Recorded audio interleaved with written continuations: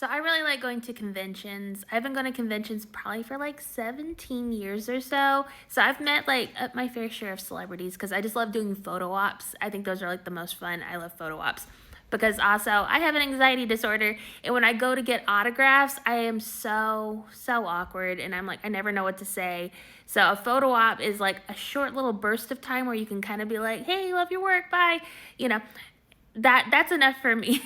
So one of my favorite experiences in getting a photo op at one of these conventions was meeting Sir Jeff Goldblum. Jeff Goldblum is just a lovely person. He is so pleasant, so friendly. I was so excited to meet him. I'm a huge fan, and I think I met him in like 2019. I was in line for his photo op and I was really nervous.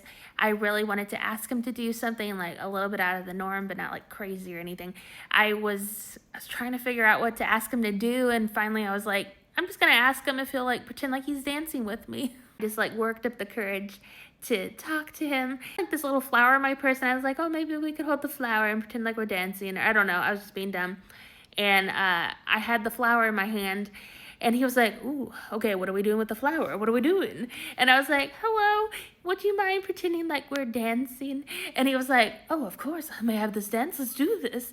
And so he like took my hand, and we swayed back and forth a little bit. He like swayed me back and forth. And then we took the photo. And of course, I turned around and I was like, thank you so much. I really appreciate that. And he was like, thank you for the dance. And so I left, but it was just such a wonderful, like, 10-second interaction. I love Jeff Goldblum. He was so nice, and he made me feel so comfortable, and he was just so friendly. And I just think it's so funny how like every interaction he has with everyone is so flirty. Like he's just that person. He just oozes that energy. I don't know. He's so nice. So if you ever get a chance to meet him at like a convention or anything, I highly recommend it. He's just the nicest guy, and he made me feel so at ease.